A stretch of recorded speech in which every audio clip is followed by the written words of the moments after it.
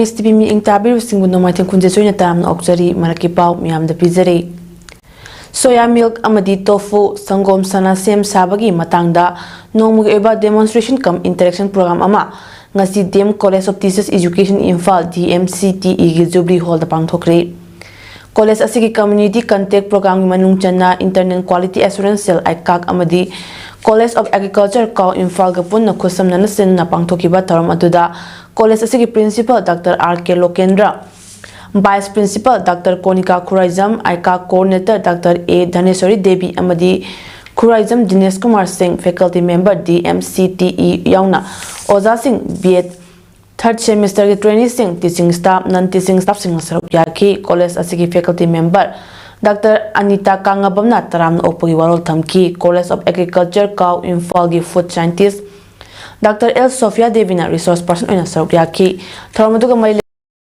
Wangang Loising na haikibada pangthokliba thoromasna haujiki matamda tongan ba chinjak sing sem sadna aikogi semitlonda homa purakpa ngamgani haiki.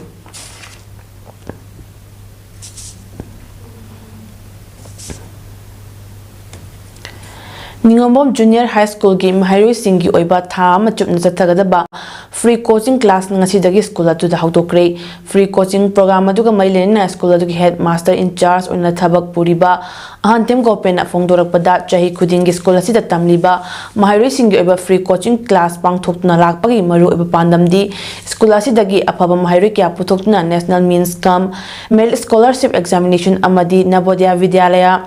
entrance saruk yagadoriba Mahairoi singda ahenba knowledge speeduna school asidagi high examination sing asida achoba mai pakpa ama purukna bhonabani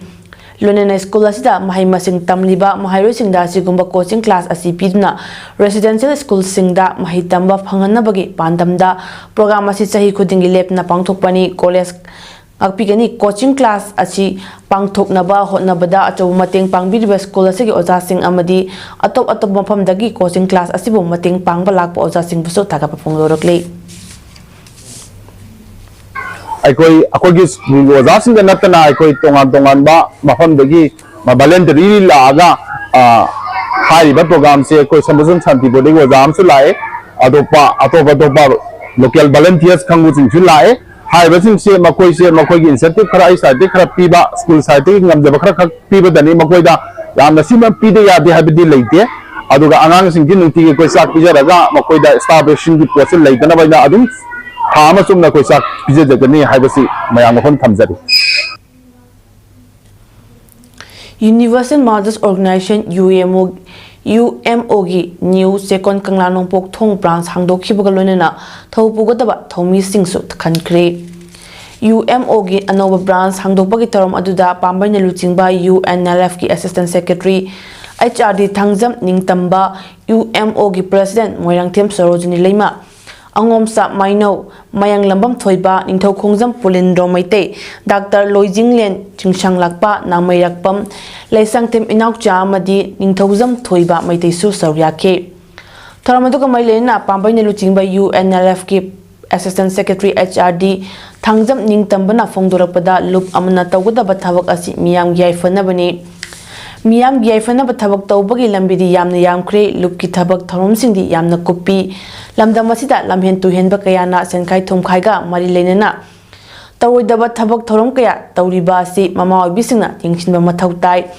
Hauzik Imasina Lauriba Tautang Sing Asidagi Ahenba Taudang Lauduna Lamdamasi Semdok Naba Honaminasi Kuki Singna Yum Kai Maitadna Tantok Pirek Labai Kuisi Yamna Nungaina Laibadona Hingduna Leire Matau karamna makoi yumda hanjingani haibasi lanjelakpa amadi langi chaithing fanglaba mipum khuding makna khanthaminaba changi kulai paibasingna wail chathabada chumran thidna pama tawnarakli basi aikoi amata oina punsinduna thengnaminaba mathautai lunena aikoi gi iramdamgi miyoi singbu mitopna yummai thadna talakpa simak angakpani haina so phongluki miyoi duna harawi nungai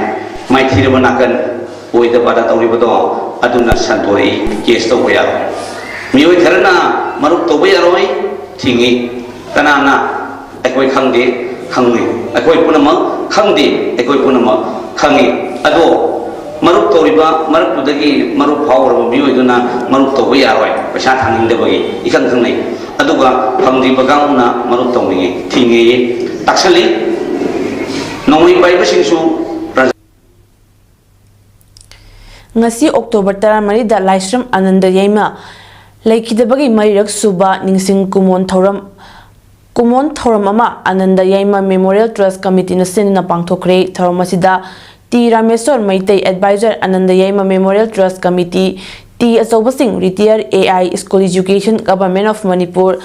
Dr. Gunador Singh Okram Retired Scientist UGC DAE Concerned RAM for Scientists Indore Madhya Pradesh N Chunita Devi Secretary Hairok Women Development Committee M Totom Sana Nongshaba President Ananda Yaima Memorial Trust Committee na thoramapu oidna pangthokre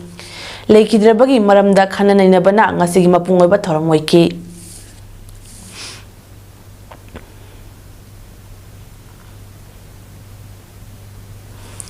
Maraki pau pijaba matang ase loshinjare meeting tabiribasingbu khurumjari